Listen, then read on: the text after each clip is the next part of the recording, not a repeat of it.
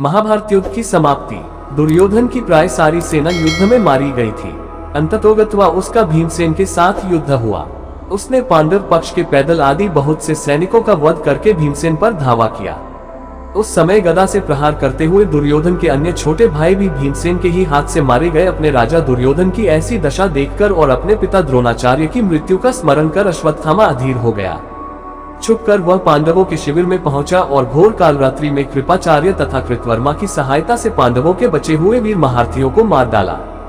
केवल यही नहीं, उसने पांडवों के 5 पुत्रों के सिर भी अश्वत्थामा ने काट डाले। अश्वत्थामा के इस कुकर्म की सभी ने निंदा की, यहाँ तक कि दुर्योधन तक को भी यह अच्छा नहीं लगा। पुत्रों के हत्या से दुखी द्रौपदी विलाप करने लगी।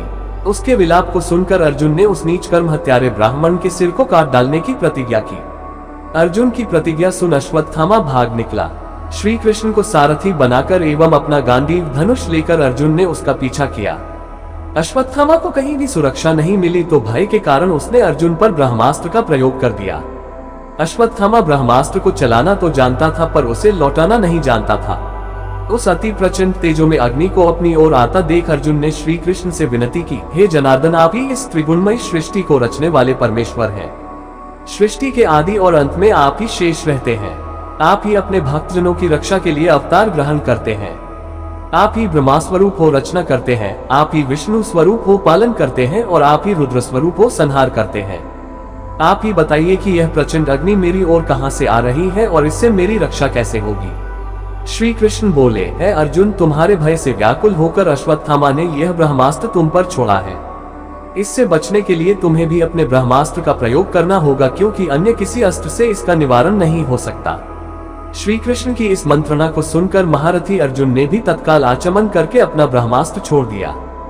दोनों ब्रह्मास्त्र परस्पर भिड़ गए और प्रचंड अग्नि उत्पन्न होकर तीनों लोकों को तप्त करने लगी। उनकी लपटों से सारी प्रजा दग्ध होने लगी। इस विनाश को देखकर अर्जुन ने दोनों ब्रह्मास्त्रों को लौटाकर शांत कर दिया और झपटकर अश्वत्थामा को पकड़कर बांध लिया।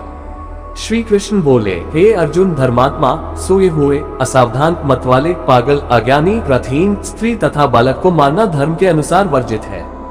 इसने धर्म के विरुद्ध आचरण किया है, सोए हुए निरपराध बालकों की हत्या की है। जीवित रहेगा तो पुनः पाप करेगा। अब तत्काल इसका वध करके और इसका कटा हुआ सिर द्रौपदी के सामने रखकर अपनी प्रतिज्ञा पूरी करो।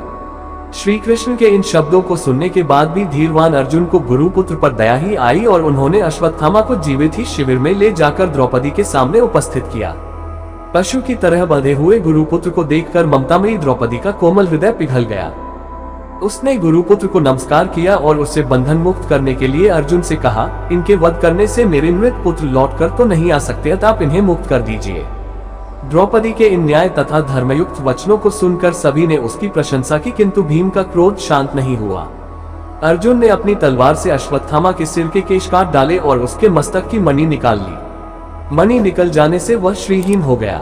श्रीहीन तो वह उसी क्षण हो गया था जब उसने बालकों की हत्या की थी, किंतु केश मुंड जाने और मणि निकल जाने से वह और भी श्रीहीन हो गया और उसका सिर झुक गया। अर्जुन ने उसे उसी अपमानित अवस्था में शिविर से बाहर निकाल दिया।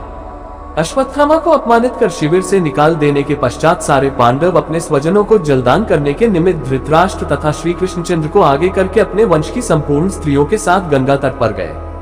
उसी समय एक अपूर्व घटना हुई। उन्होंने देखा कि उनकी वधू उत्तरा ने व्याकुल स्वर में कहा कि मुझे बचाओ, मुझे बचाओ, मेरी रक्षा करो, आप योग योगेश्वर हैं, देवताओं के भी देवता हैं, संसार की रक्षा करने वाले हैं, आप सर्वशक्तिमान हैं। यह देखिए, प्रज्वलित लोहे का बाण मेरे गर्भ को नष्ट न कर दे। हे प्रभु, आप ही मेरी रक्षा करने में समर्थ हैं।